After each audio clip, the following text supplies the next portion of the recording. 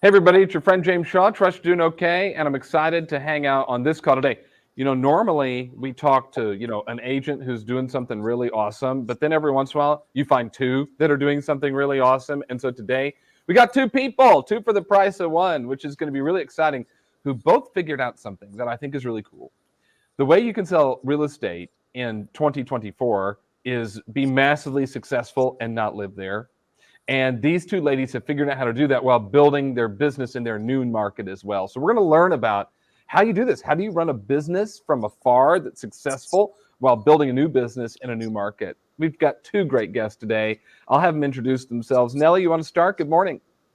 Morning, James. I'm Knelly Dettinger. I'm the team leader of True Living Real Estate, and our hub in Eau Claire, Wisconsin, Western Wisconsin, helps over 150 families in Western Wisconsin and Eastern Minnesota. And I have been the remote team leader for this team since 2021. And I run my business from North San Diego County at our family's dream property. And I'm always also helping families here in North San Diego County and South Riverside County. And it's just an amazing experience and a life that I'm super, super thankful for. That's so fun. I was born in Riverside County, so that's very exciting. Thank you for being here to share with us today. Erica, who are you?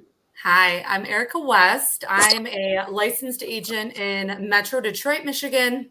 Now I live in San Diego, licensed in both markets. I have what I like to call a micro team in Michigan. I'm remotely in San Diego.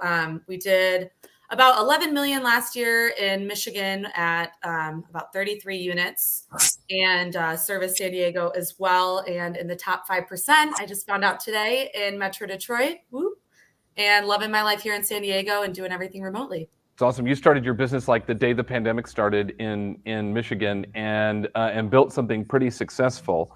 Tell me, how did you even decide? All right, I've just started this business. I'm going to pack up and go to San Diego, but yet still run the business. Erica, tell us how you made that decision.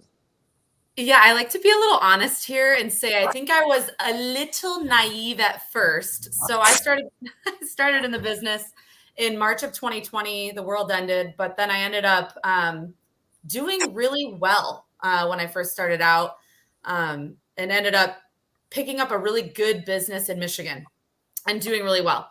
Ended up being like the top 2 individual agent in my market center and all the accolades, rookie of the year, all that. And so I thought, well, I can do this anywhere. And I had always wanted to move to San Diego. I always wanted to get out of Michigan and just go explore a new life. I'd been in Michigan my whole life. I loved San Diego and the ocean and the desert and the city and everything that the finest city in America has to offer. And I thought, you know what? I did this here in Michigan. I can do it all over again and start from the ground up and do it in San Diego.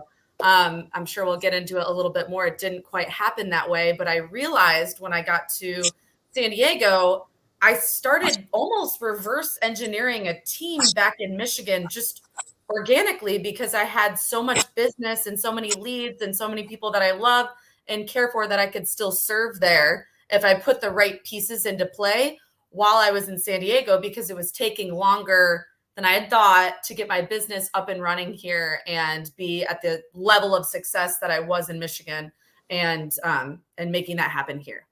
All right, so your plan was you were just going to pack it up and go. It was just going to be reboot. It was easy for me to start in Michigan. It's going to be just as easy in California. It didn't quite work out that way, so out of necessity, you kept it running.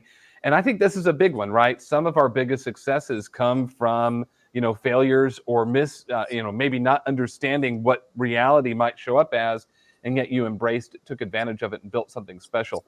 Knelly, was it similar for you? Like it was just like, I'm going to pack and go. Your business was really kind of a different spot than Erica's was when you left, but talk about how you decided to make that transition.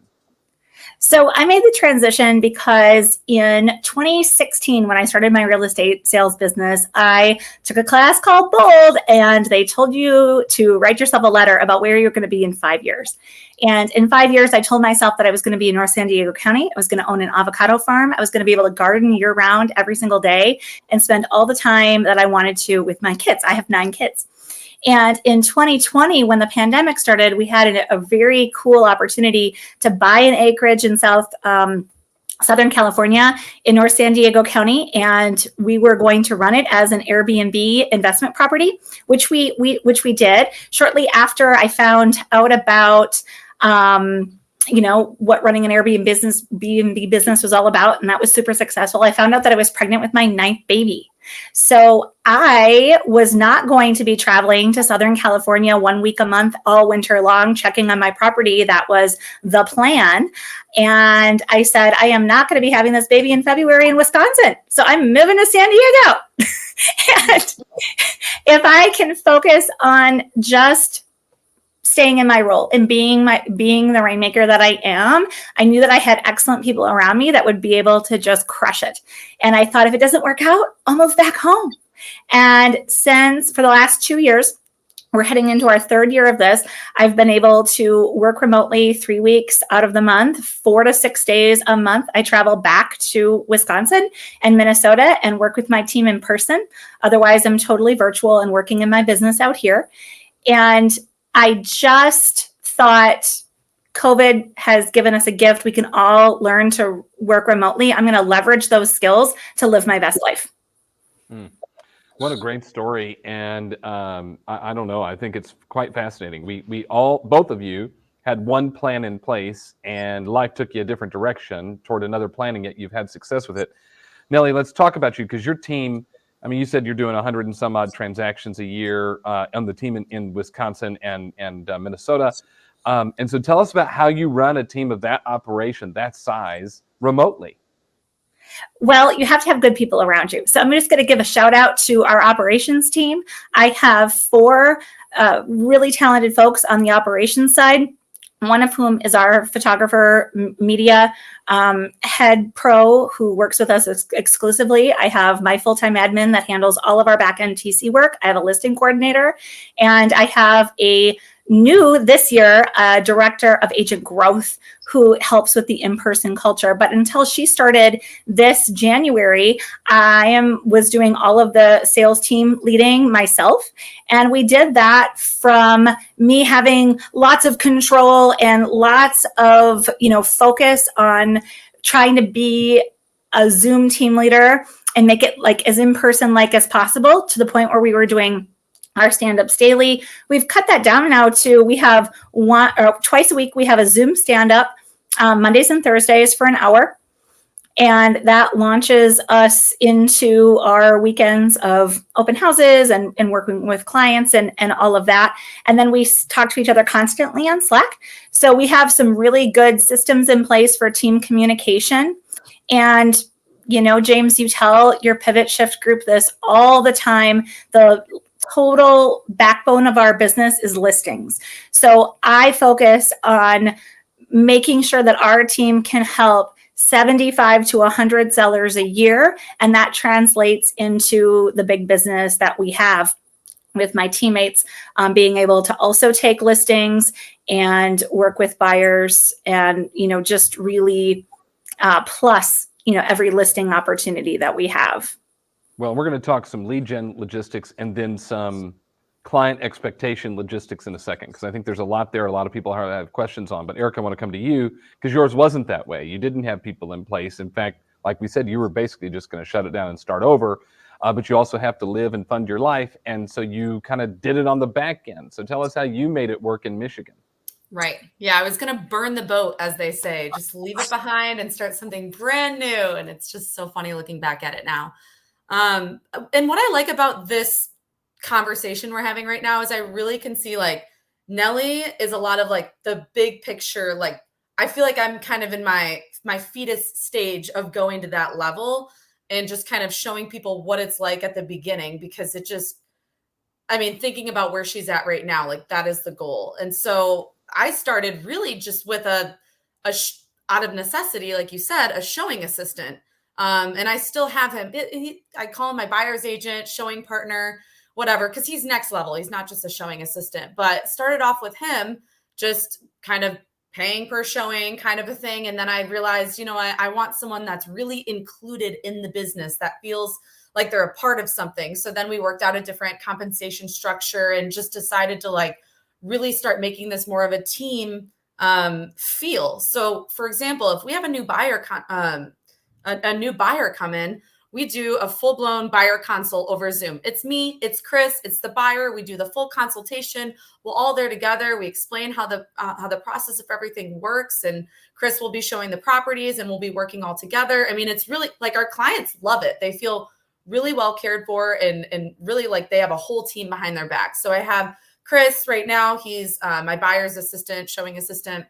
And then I have a TC who I love, who's incredible, basically acts almost as an admin a lot of the times. And I am now hiring an admin. I've got an interview this Thursday I'm excited about. And then I do have a listing assistant. And I know we're going to get a little bit more into the mechanics of things, but I do a lot of listing consults on Zoom.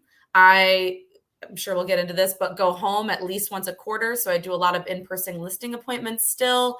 I basically fill the pipeline, and then based on when people want to list or when people want to do what they want to do, I make sure that everything is scheduled at that time that I'm home.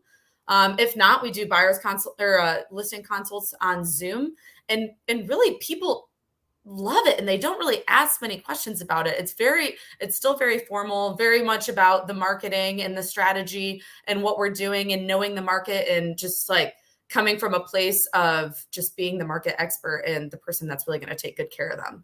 That's really good. I think it's the reminder too. I used to say this all the time, that people don't hire you, they hire your systems and your process and what you represent. And so you don't have to be there. And what, you know, the COVID has made it easier for us to be able to interact online and jump on Zooms. People are used to that sort of thing now, so it's not a big deal. I'm hearing working in the business versus working on the business. Erica's still in it. Knelly's on it. Like that. Yours is younger than hers. I mean, it's just one of these things that, yeah, you're going to be in the consultation, but then they're happy to have you turn it over. It seems pretty simple. Like all of the stuff that people would freak out about, no one's freaking out about. My question for you, Knelly, would be, what about, I mean, you had a successful business there, and people know who you are, and your family is probably really engaged in the community. So what about but they'll only work with I only want to work with Knelly people. Like how did you handle that sort of thing when that came up? So I really handled that question back in 2020 and 2019 when I added my admins, and I had 2 buyer's agents, and I created a message of leverage with my clients for at least for years prior to leaving my market. And yet I still have a lot of in-person contact on Zoom with key SOI clients. I see our referral partners once a month when I'm back there working with my team in person. I also didn't really make a big deal about leaving. I didn't tell anyone I was moving. I didn't say, hey, follow me to California. I mean, I'm authentic, and I post about my life in California like I would on social media. Anyway, people know that we have our property out here. I'm actually hosting a client right now. A past client from Wisconsin is staying in one of our cottages. So I try to bring them into my world as much as I can.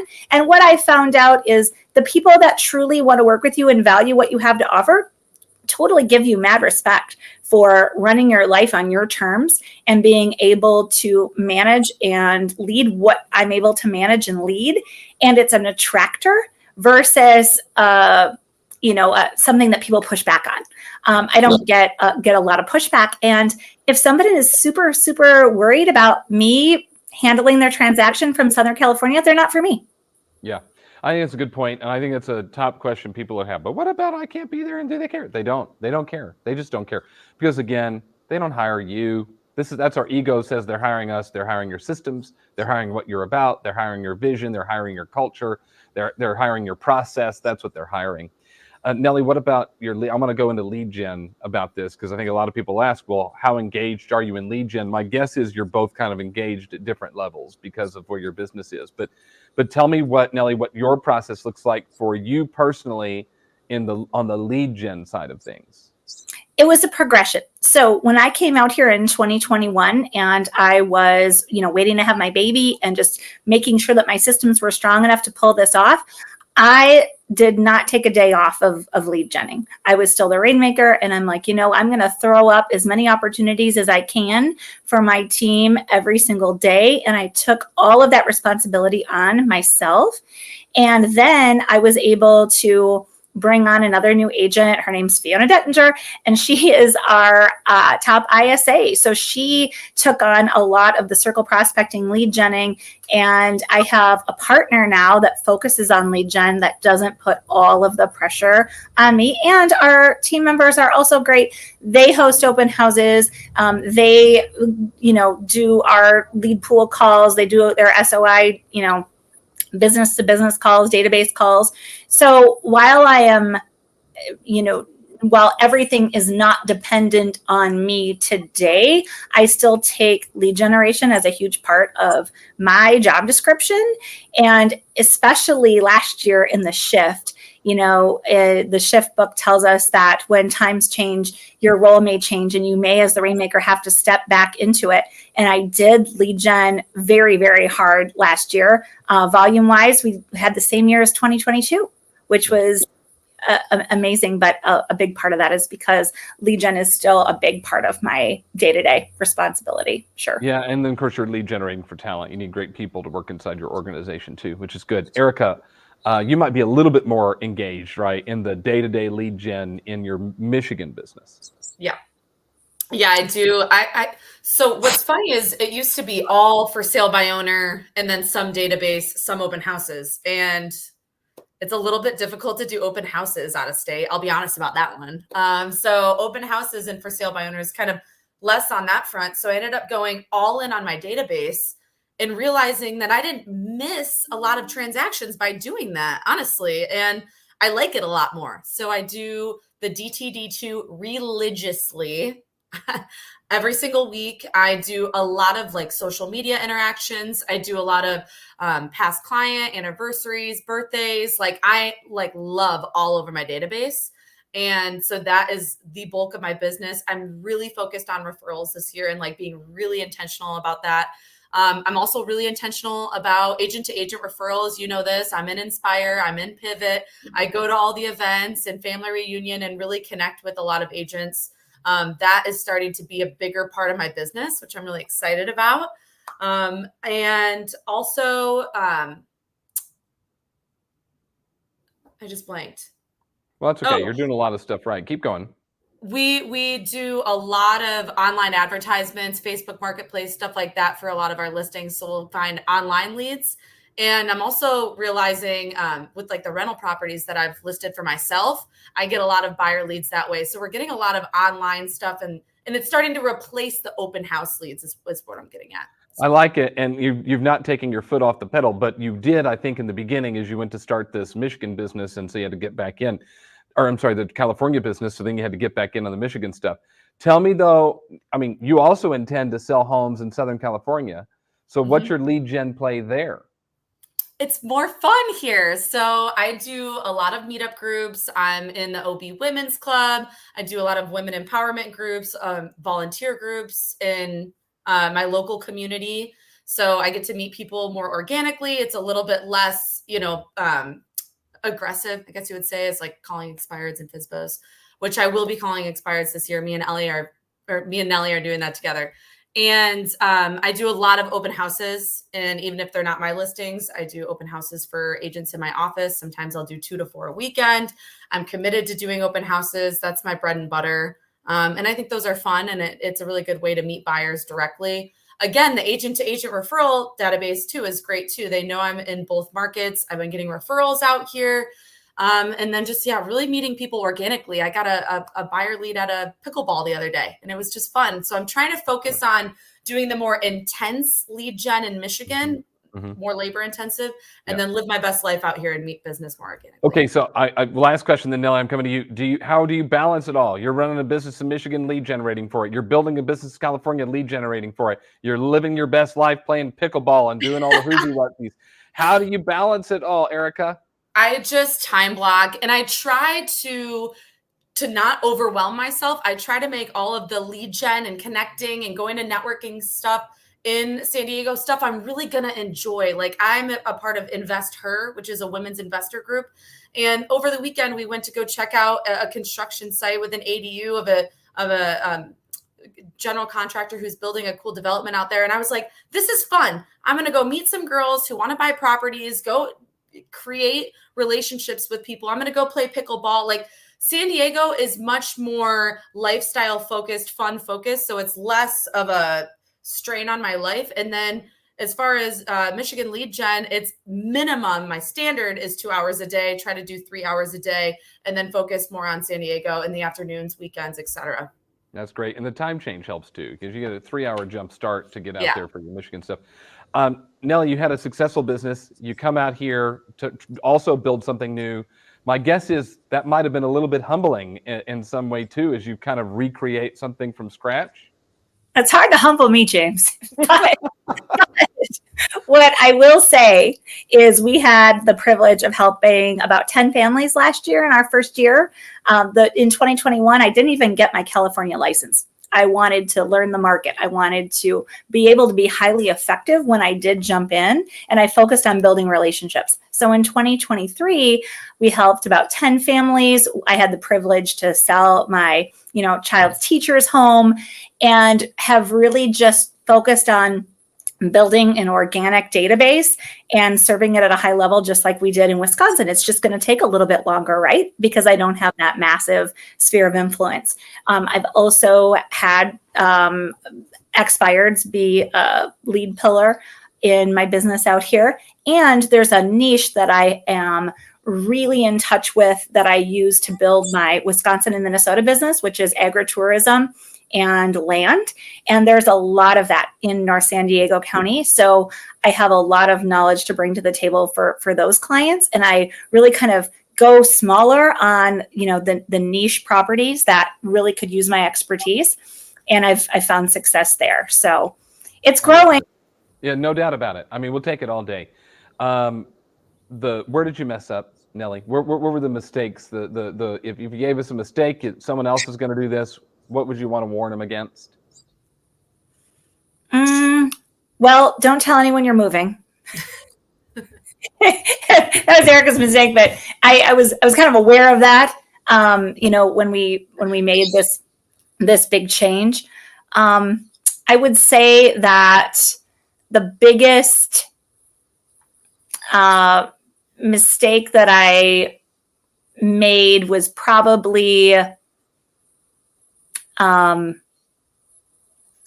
don't know. I mean, it may have. What I thought you were going to say, based on the notes I have, was that just a little bit about the lead gen play. That maybe not putting your foot on the gas on the lead gen play on the front end. Is that right or no?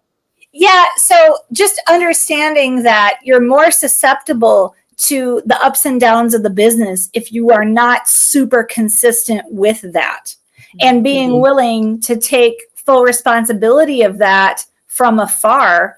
And yes, making sure that you have great people that can convert and execute, but really making that systematic. We've done really well. We've been super blessed where we haven't had any bad hire fiascos from afar that we've had to come back from. Our agents are excited to be a part of our world. That doesn't mean that, no one's ever left.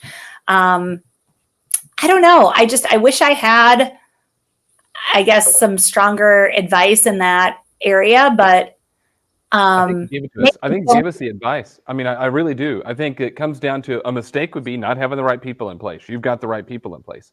A mistake would be not having the right systems in place. You have, and you've evolved your systems over time. It used to be daily, then it changed, and if the market shifted one way or another, it might change again. If you are 2,000 miles away, you still have to be very engaged in what's going on at home to help run it at a high level. Now, Erica, mistake. What was your mistake? Don't tell everyone you're leaving. That was a huge mistake. I don't think it needs to be announced. And believe me, be authentic. Don't hide it from people, but you don't need to announce to the world that you're leaving, because you will lose business because of it. And even even when you do move and you do the right things and you've got the team and everything makes sense, it's not going to make sense for everyone. So you will lose business. It's just going to happen. And I think part of that is also a mistake I made was taking that to heart and being sensitive to that, because you're not going to get all the business. People won't understand or respect really what you're doing. There will be people out there that don't. Another thing is kind of listening to like other people or those limiting beliefs that you can't do that. Like, you have the responsibility and the privilege to create the life that you want. And if you want to figure it out, you will figure it out, and you can do it, and it is possible. So trying to not to listen to the noise of people saying that you can and cannot do things from afar. I mean, you really can. You can create an amazing, seamless business that you don't need to be present for. And that's kind of the goal, honestly. Oh, I love that. I mean, this is great. Ladies, you have offered us so much value today, and I'm proud of you both. Thank you for being willing to jump on and share and support our community to figure out how they can live this life by design that both of you are doing, and yet still run uber successful businesses and just have a great family life at the same time. Thank you, thank you, thank you. All the best to you. Have a great year. Sell a bunch in both markets. All right, let's just go knock it out of the park. Thank you so much, ladies, and thanks everyone for watching. See you next time. Bye-bye.